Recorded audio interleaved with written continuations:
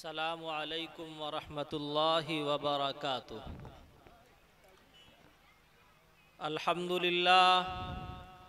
अल्हम्दुलिल्लाहि रब्बिल आलमीन वस्सलातु वस्सलामु अला सय्यिदिल अंबियाइ वल मुरसलीन व अला आलिहि व सहबिहि व अज़वाजिहि व दुर्रिय्यातिहि व अहलि बैतिहि अजमईन।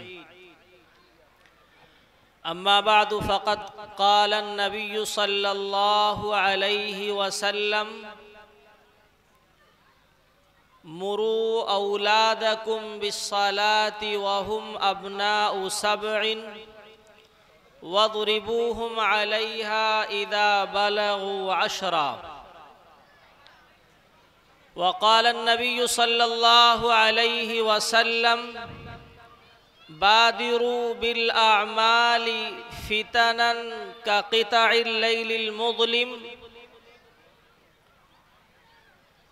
युस्बिहुर रजुलु फ़ीहा मुअमिना व युमसी काफ़िरा व युस्बिहु काफ़िरन व युमसी मुअमिना औ कमा क़ाल अलैहि सलातु वस्सलाम।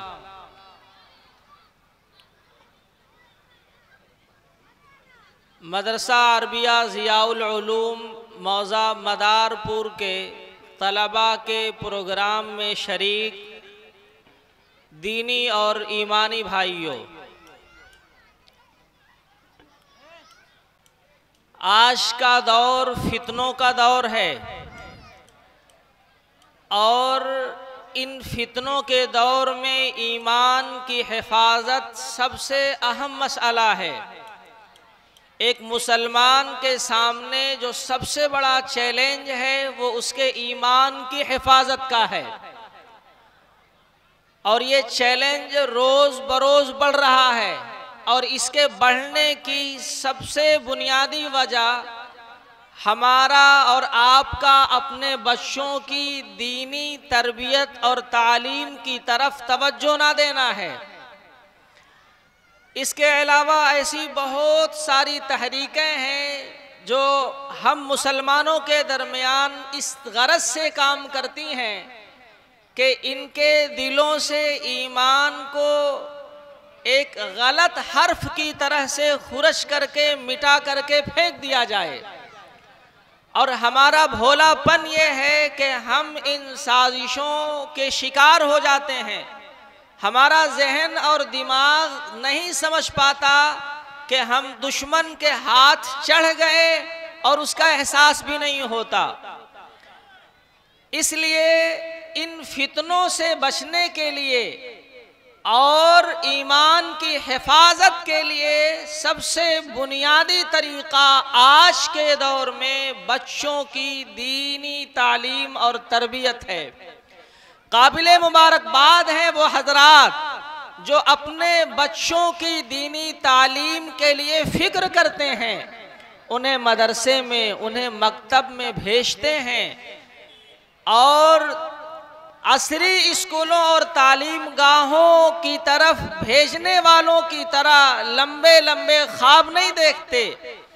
उनके सामने उनके दिल में उनके दिमाग में अल्लाह और उसके रसूल का फरमान होता है।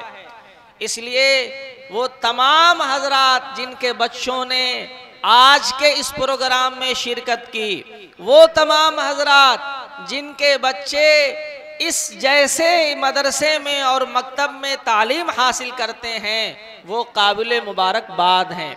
उन्हें अपना दिल मुतमईन रखना चाहिए। ये नहीं सोचना चाहिए कि इस रास्ते में पैसे की कमी है, ये नहीं सोचना चाहिए कि इस रास्ते में शोहरत की कमी है, न कोई और गरज उनकी निगाहों के सामने होना चाहिए। उनकी निगाह के सामने सिर्फ और सिर्फ रब की रजा होना चाहिए। मैंने एक हदीस पढ़ी, रसूलुल्लाह सल्लल्लाहु अलैहि वसल्लम ने इरशाद फरमाया। ये हदीस आम तौर पर लोग सुनते हैं, लेकिन इसी से एक नुक्ते की तरफ तवज्जो दिलाना चाहूँगा। आप अलैहिस्सलातु वस्सलाम ने इरशाद फरमाया, मुरू औलादकुम बिस्सलाति वहुम अब्नाउ सबइन कि बच्चों को नमाज का हुक्म दो जब वो 7 साल के हों, और आगे फरमाया नमाज ना पढ़ने पर उनकी मार करो जब वो 10 साल के पहुंच जाएं। फुक़हा ये कहते हैं कि इस हदीस से एक मसला समझ में आता है। मसला क्या समझ में आता है? वो ये है कि जब 7 साल की उम्र में नमाज पढ़ने का हुक्म दिए जाने की तलकीन की जा रही है, तो इसका लाजमी नतीजा ये है कि बच्चा 7 साल की उम्र के पहुंचने से पहले पहले नमाज पढ़ने का तरीका सीख जाए। जाहिर है वो 7 साल में नमाज कैसे पढ़ेगा, पहले उसको नमाज का तरीका आ रहा होगा, तब वो 7 साल की उम्र में नमाज पढ़ेगा। और बच्चों को ये तरीका सिर्फ इन्हीं जैसे मकातिब और मदारिस से हासिल हो सकता है, वो सीख सकते हैं। किसी स्कूल और कॉलेज में जा करके वो नमाज का तरीका नहीं सीख सकते।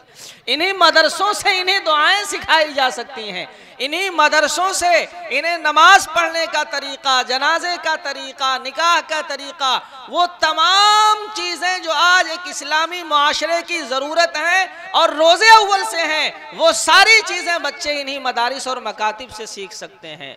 इसलिए मैं उन तमाम हजरात को मुबारकबाद पेश करना चाहता हूँ जिन्होंने इस प्रोग्राम का इनेकाद किया और जो अपने बच्चों को इस जैसे मदारिस के अंदर, मकातिब के अंदर तालीम दिलाते हैं। बच्चों का ये प्रोग्राम आप काफ़ी देर से सुन रहे हैं, बैठे हुए हैं, और आपको अब इंतज़ार है बड़ों के प्रोग्राम का।